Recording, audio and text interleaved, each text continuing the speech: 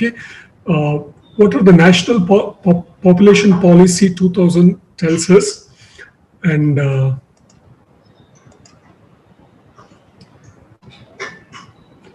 it was revised in 2015.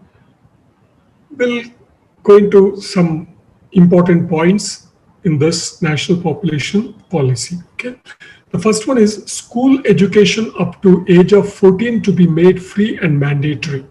Okay, so there are 2 or 3 things. One, when the population explosion is there, that is, if the growth rate in population per annum, per year, exceeds 2%, okay? If the population growth rate exceeds 2% per year, then we say there is a population explosion. And when the population explosion is there, usually in the population, the education level would be low. So if you give more importance to education, then the population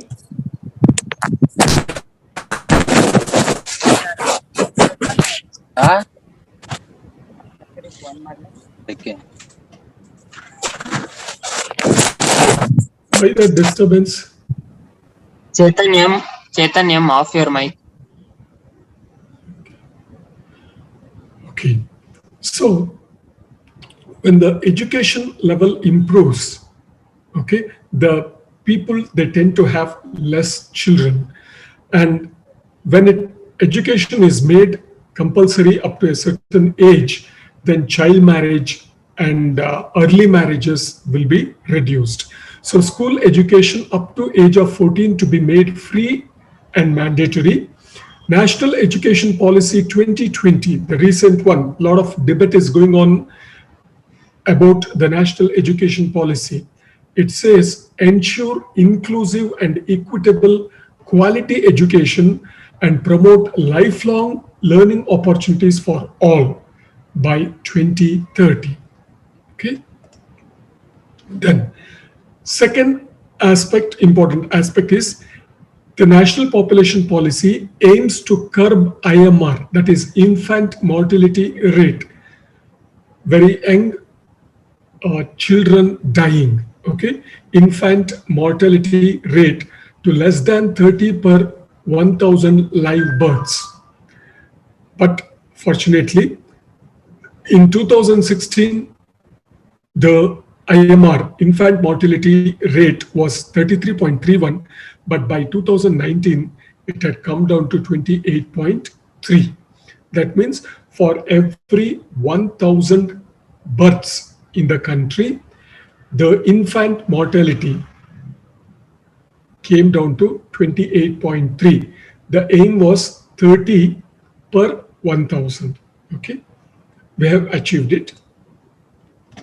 MMR, maternal mortality rate, that is while giving birth, mothers dying. Okay, so MMR, maternal mortality rate, to be brought down to less than 100 per 1 lakh live births. In 2014-16, during this 2 years time period, it was 130, and by 2016-18, it had come down to 113, but still we have to achieve this target of 100, less than 100 per 1 lakh live births. Then prevent child marriage and promote 20 years as the right marriageable age for girls. Okay, so that is self-explanatory. The population policy seeks to achieve 100% registration of births, deaths, marriages, and pregnancies. So it will give us a correct picture, a correct statistics, okay, what is happening in the country. So it should be made compulsory.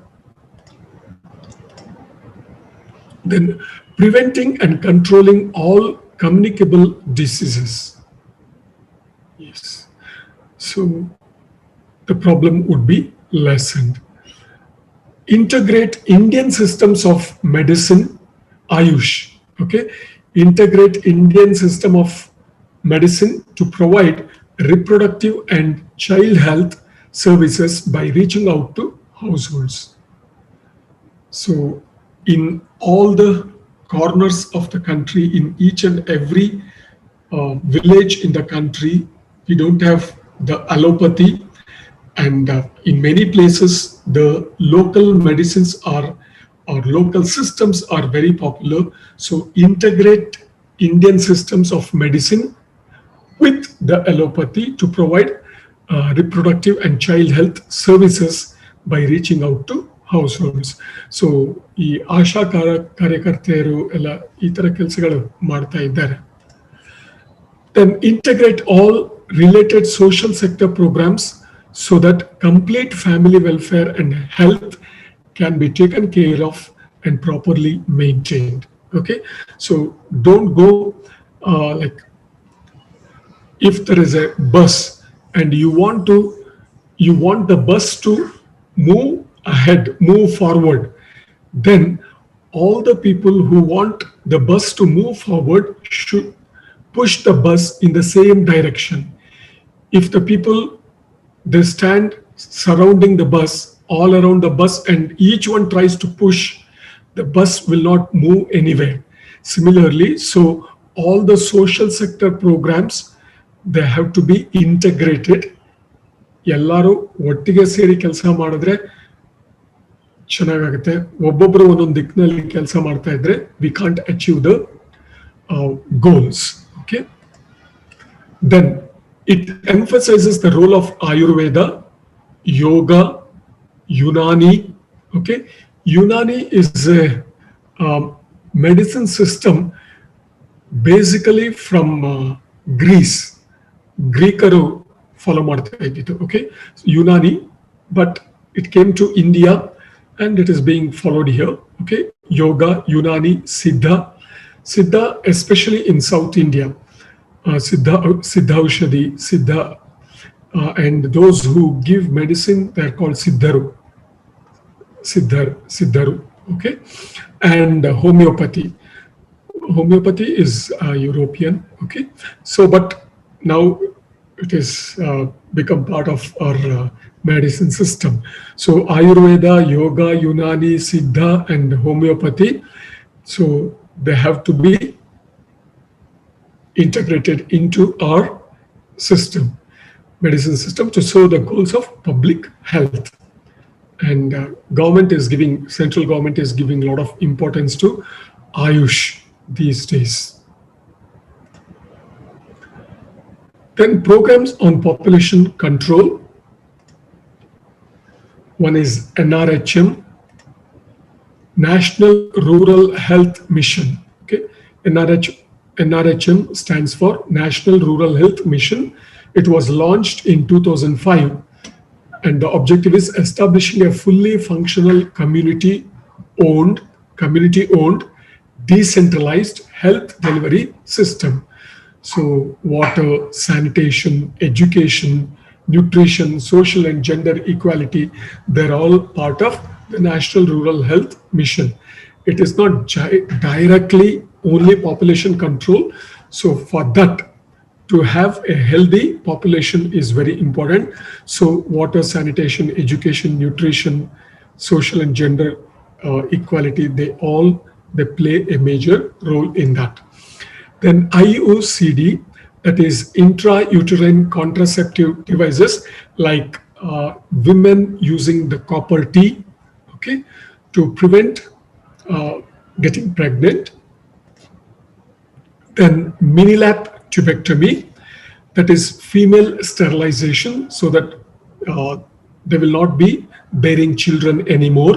Female sterilization and abdominal surgical approach to the fallopian tubes, a permanent method of female sterilization. Once the female members, they undergo minilap tubectomy, they won't bear children. And for male, it is no scalpel vasectomy, NSV. It is a permanent method of male sterilization. These are all promoted and they're advocated. Okay. Then NFP, natural family planning, that is restraint. Restraint is, so you control yourself, have less number of children or no children. Okay. Then PPFP, that is postpartum family planning.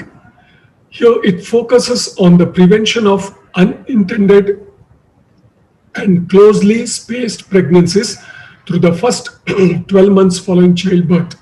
That means immediately after the delivery of a baby, within next 12 months or so, the couple, they should not get pregnant.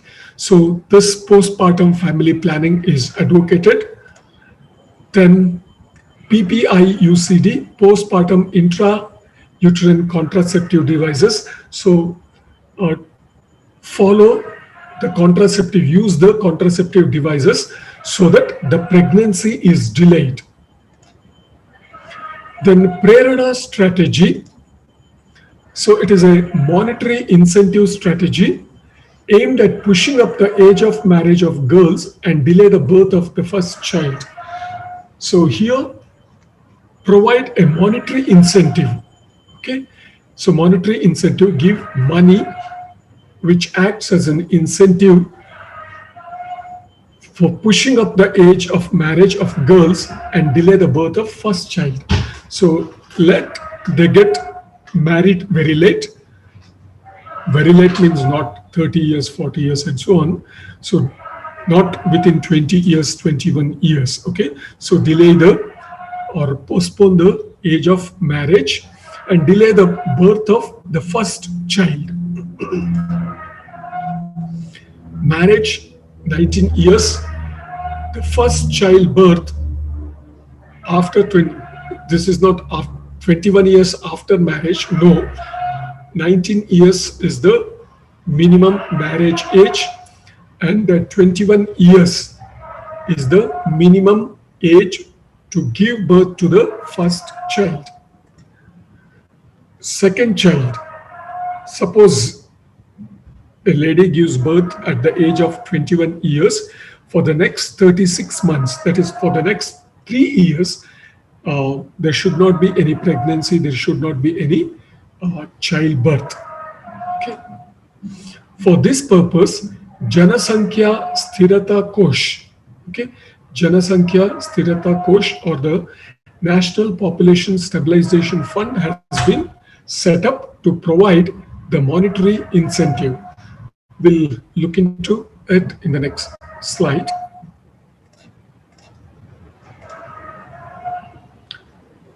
Santushti strategy, a scheme of Janasankhya Sthirata Kosh, which was mentioned in the previous slide. Under Santushti strategy, for high populated states like Bihar, UP, MP, Rajasthan, Jharkhand, Chhattisgarh, and Odisha, earlier they used to classify some states as Bimaru states. Bimaru states, Bihar, Rajasthan, Madhya Pradesh, and Uttar Pradesh. Okay. Now all these states, they are high populated states. A private nursing home, okay, in these states, a private nursing home or a private hospital working under National Health Mission, NHM, can sign MOU, Memorandum of Understanding, with the Janasankhya Sthirata Kosh. Okay, private hospitals and JSK, they can have an agreement. Under that agreement, if the hospitals conduct, okay, if the hospitals or the nursing homes, they conduct more than 10 tubectomy, that is for females, or vasectomy, that is for the males, cases, okay, that is operations per month, then they are eligible to get 1,500 rupees per case from the NHM funds, that is from the Janasankhya Sthirata Kosh. If a private nursing home, it conducts more than 10 operations within a month, okay, for every case, they are eligible to get 1,500 rupees from this course. Okay. Rupees 500 per case from JSK for organizational activities. Sorry, from NRHF funds, it is 1,500, and from Janasankhya Sthirastha Kosh, 500 rupees. Totally, each private nursing home or the private hospital will get 2,000 rupees for each case. Okay. Then beneficiaries, those who undergo the operation, they will get 600 rupees per tubectomy, that is for the females, 1,100 for vasectomy as wage compensation. Okay, 600 rupees for wage compensation. That means on the day of operation, they may not be able to go and work in the field, so they'll be given a compensation of 600 rupees, that is for the females, and 1,100 rupees for the males as a compensation for that day. Okay. Then national helpline, it is a toll-free number, 1800 180 1104. This is the helpline. So people can make phone call to that number and get advice or help. Then PMSMA, Pradhan Mantri Surakshit Matritva Abhiyan. It is a free health checkup for pregnant women in government health centers and hospitals. So all these schemes, programs are being implemented by the government to help the people and at the same time see that the population of the country is within the limit. This is in brief about the population theory. If you have any questions, you can ask me, or I'll move to the next chapter. Shall I move to the next chapter? I would like to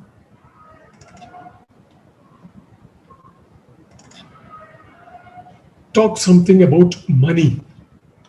Okay, the chapter on money.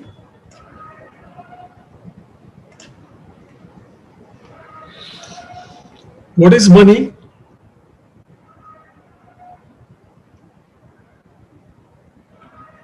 What is money? Okay. The definition of money is, it is any item. Okay. So we have currency now, we have coins now. Okay. So we have 5 rupees coins, we have 10 rupees coins, we have 200 rupees notes, 500 rupees notes, 2000 rupees notes, 10 rupees notes, 20 rupees, and so on. Okay. So, but it can be anything. Okay. Anything, if it is acceptable to all the people, then it becomes money. Okay. Money is any item or a verifiable record. Okay. A check, a demand draft. Okay. Any verifiable record that is generally accepted as payment for goods and services. Many times we purchase the goods and we give checks. Okay. So it is accepted.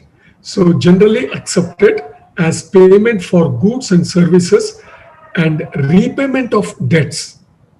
Okay. If you have taken a loan for repayment also, you can use that in a particular country or socio-economic context, or easily converted to such a form.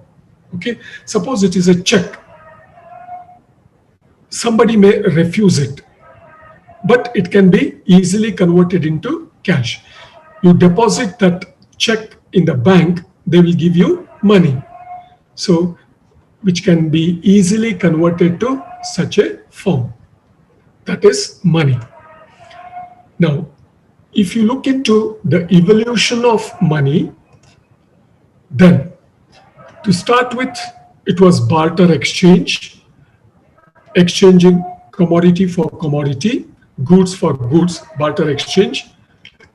Then came the commodity money. In the community, a particular commodity was accepted as money by everyone. Say, for example, rare pearls, muttugalu, okay, rare pearls. So these pearls, they were accepted as, or something which is available, maybe a molluscan crust, capechipu, okay. So anything which is rare and which is accepted by everyone. So it was commodity money. Then standardized coinage, okay, gold coin, silver coin, and so on. Trade bills. The other day I was mentioning about the trade bills, okay. So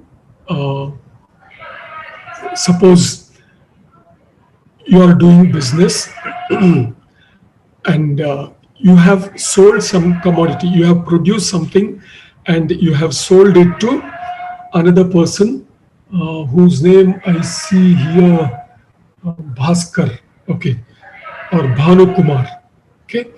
So Bhanu Kumar produces something, he sells it to Bhaskar and he gives the trade bills, and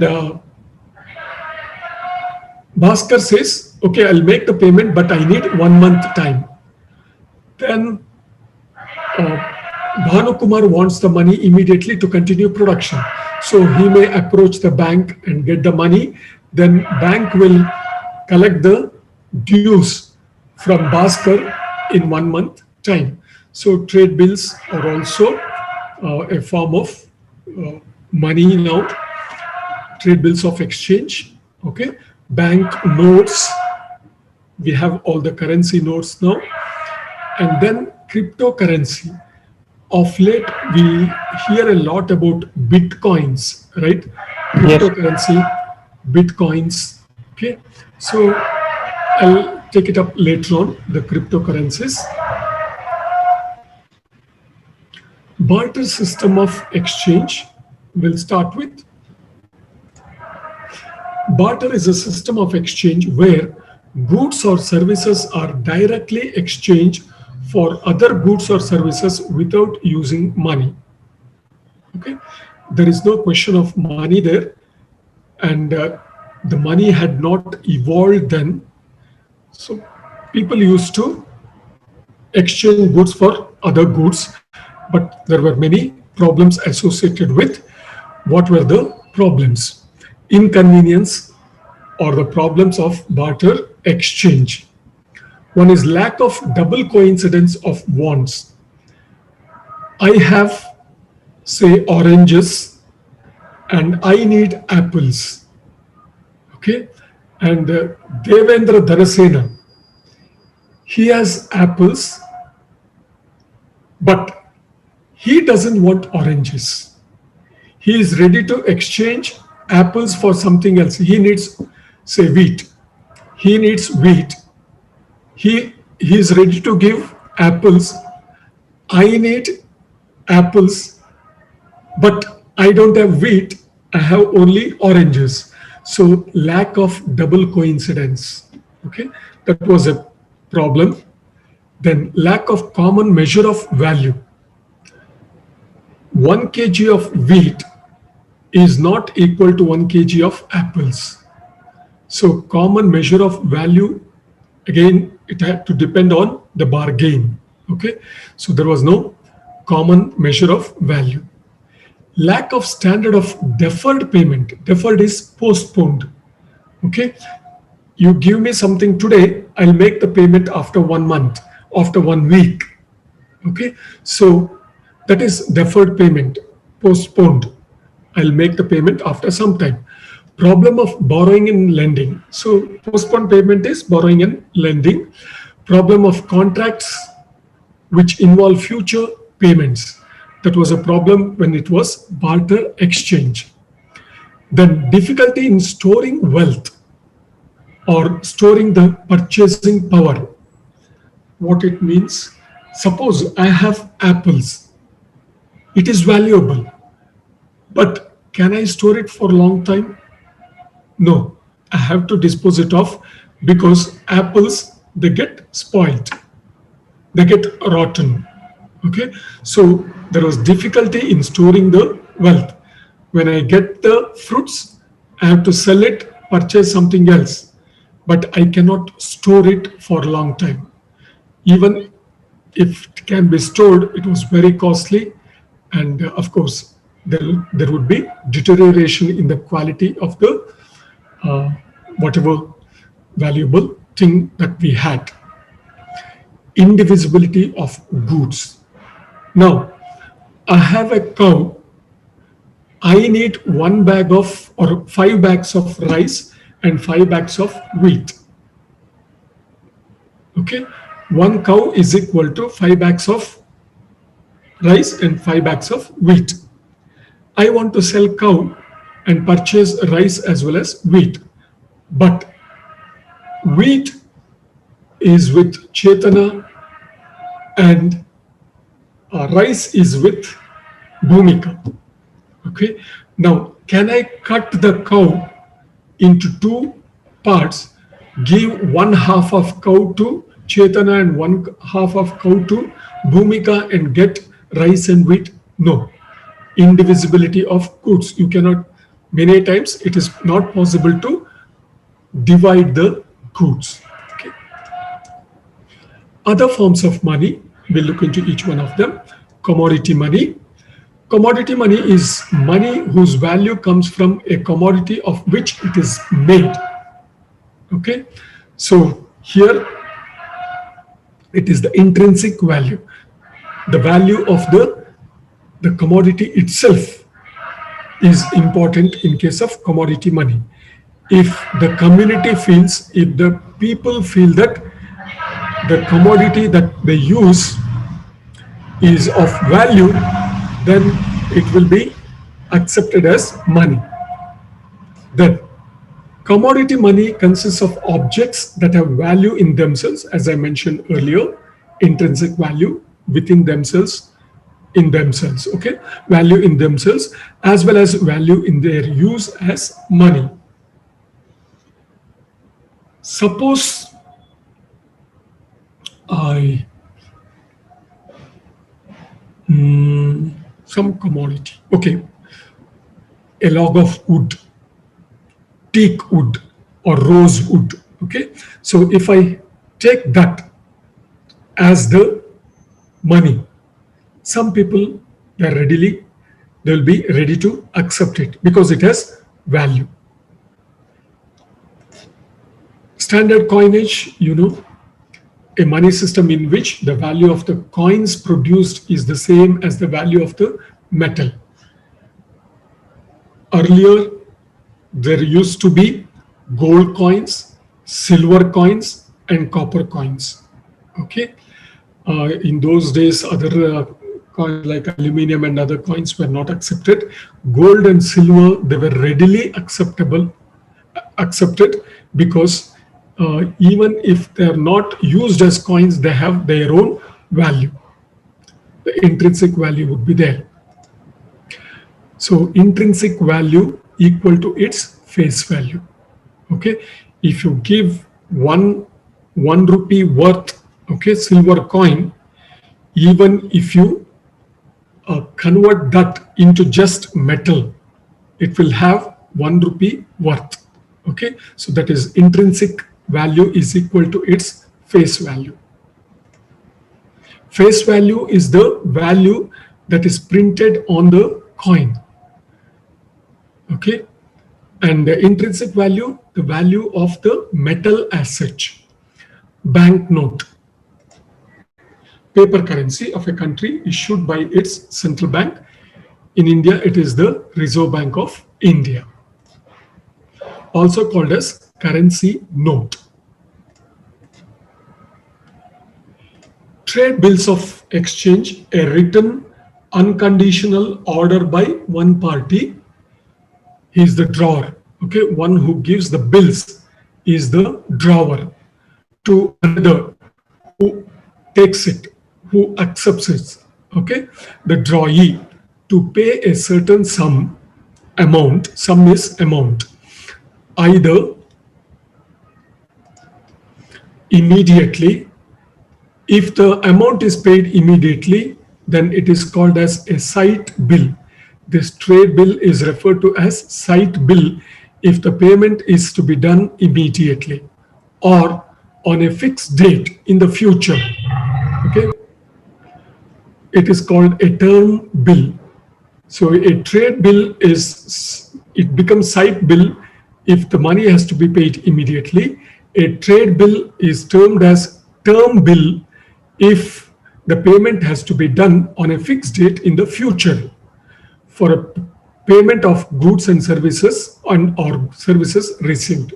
Okay, so in this case, the drawer supplies the goods and or services.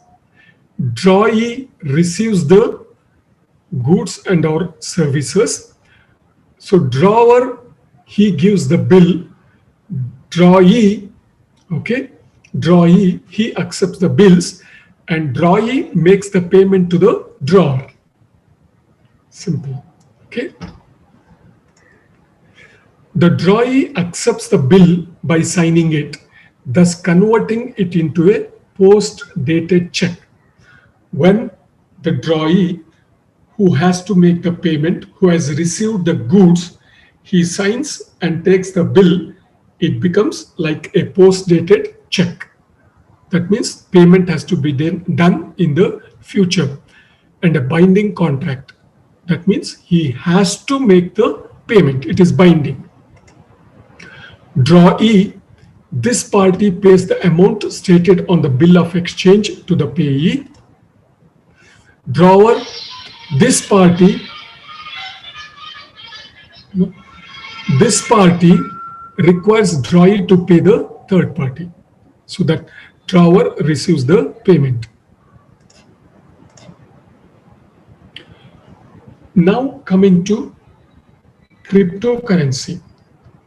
I think two of the girls had asked me when I was conducting the offline classes in the campus.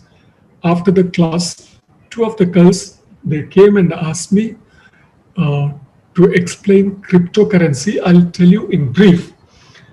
Cryptocurrency is a virtual currency. It is just an electronic currency. You cannot have it in your hand. You cannot touch it. Okay, so you cannot see it like your 100 rupees notes or 200 rupees notes or 5 rupees coins. No, it is not so. It is just a virtual currency. The other thing is, in case of your regular currency, okay, the government gives an assurance. If you just check the notes you have, okay, either 100 rupees or 50 rupees, 200 rupees, okay, the RBI governor's signature is there. So it gives you a guarantee that if something happens, okay, if you give the currency note back, the government will give you, the RBI will give you the equal amount of money in some other currency. Okay, so that is the guarantee given. But in case of cryptocurrency, there is no such guarantee given by anybody. Okay, no one gives you a guarantee. Now, government of India, it did not. There are many currencies under cryptocurrency, and the most common popular one is bitcoins. Okay, bitcoins. But government of India did not accept any of these currencies, and one of the persons, he went to court. Then Supreme Court said, yes, you have to consider, but you have to regulate the cryptocurrency. but the government doesn't want to regulate the currency which is there in the market now. So they want to bring, I mean, it is not yet come to the parliament. They want to, government wants to have its own currency like bitcoins. Okay. So cryptocurrency is a type of digital currency that uses cryptography, okay, a computer language, cryptography, for security and anti-counterfeiting measures. Anti-counterfeiting measures. Counterfeiting is printing the notes. That means Indian currency, okay, Indian currency being printed by some other country, neighboring country, and then illegally pushing that into our country. That is counterfeit, quota note. Okay. Within the country also, some people, they'll be having their own machines and they print the notes, Indian currency notes, which looks exactly like our government issued, RBI issued notes. They look like that, but they're not actually the notes printed or circulated by the government or the RBI. Okay, so against this anti-counterfeiting, that means if there is a Bitcoin, others cannot create such Bitcoins. Okay, so all those security measures are taken in case of cryptocurrency. Public and private keys are often used to transfer cryptocurrency between individuals. Okay, suppose I have Bitcoin and I want to transfer a Bitcoin. For your information, sometime back, one Bitcoin was equal to around $55,000. One Bitcoin was equal to 55,000 American dollars. Okay. Later on, it came down to $51,000, and now I think it has come down to around between 40 and 50, somewhere between 40 and 50. So each Bitcoin is worth so much, and it was created by a Japanese person. Okay. Bitcoin is a digital currency of 21st century. It is a cryptocurrency now accepted worldwide, especially in digital payment systems. But only thing is there is no guarantee here. In case of the currency, Indian currency or American dollars, whatever it is, okay? So the government gives the guarantee. But in case of cryptocurrency, no one gives the guarantee, okay? The digital currency, Bitcoin, uses a system which is peer-to-peer, one person to other person, and where transactions take place between users directly without any intermediary. There is no bank involved.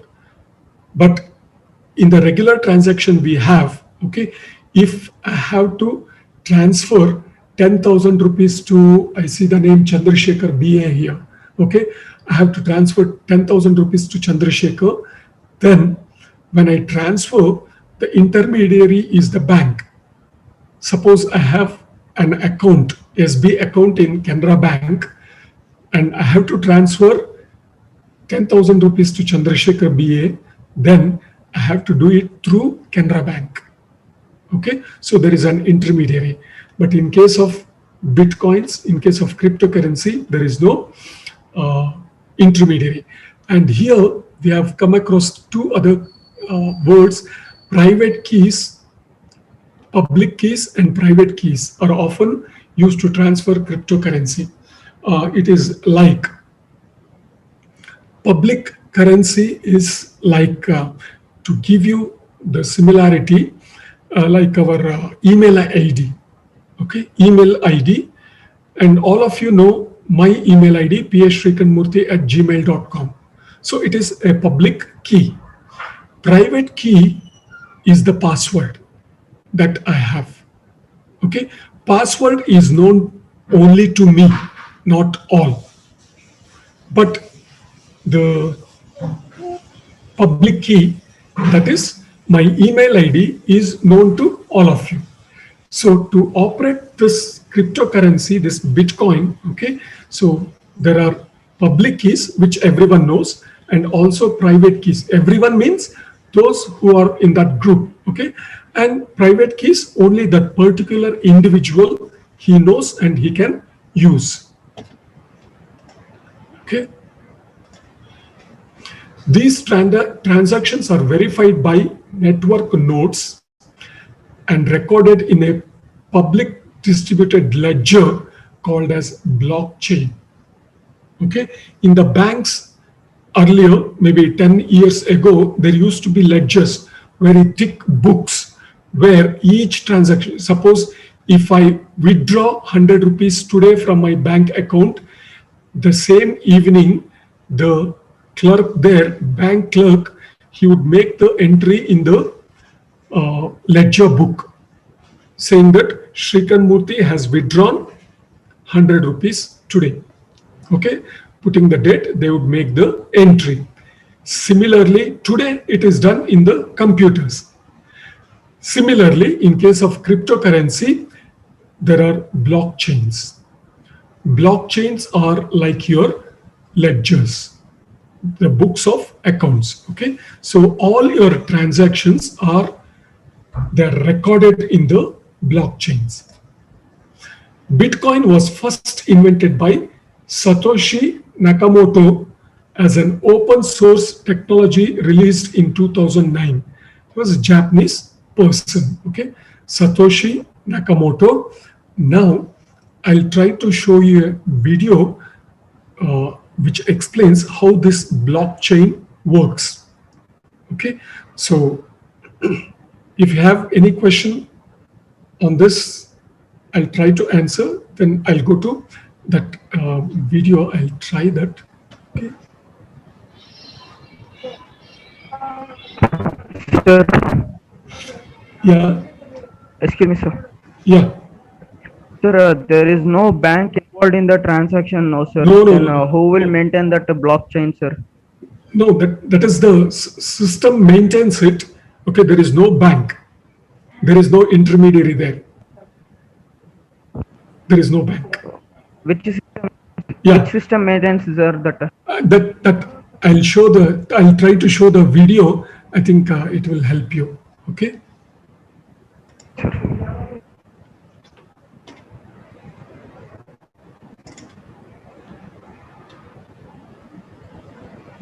I'll try to play this. Okay.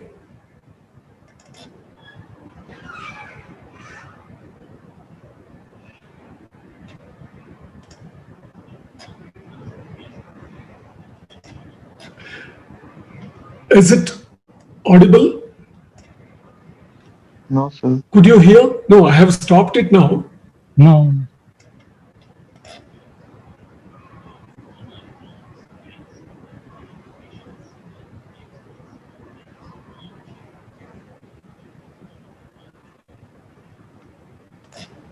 Was that audible? No, No, sir. sir, not audible. No, sir, not audible. Okay. Mhm.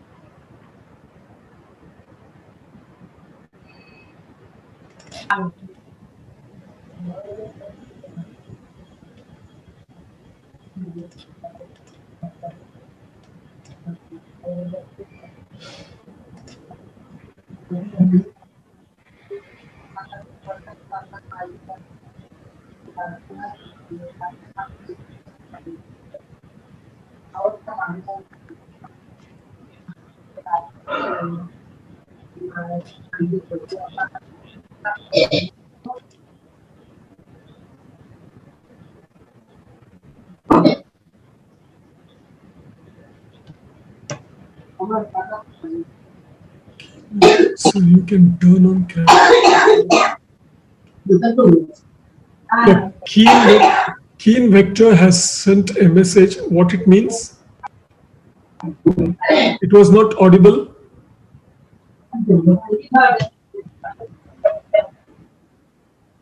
Okay, keen vector, what should be done?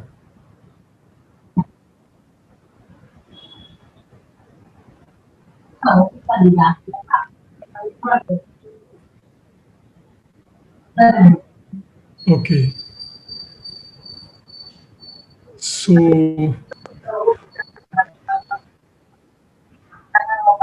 CC, okay.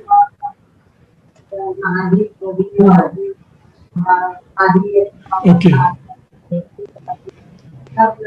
So caption, it is, you can read that, right? Okay, let me Sir, can you try. play the video from the beginning, sir?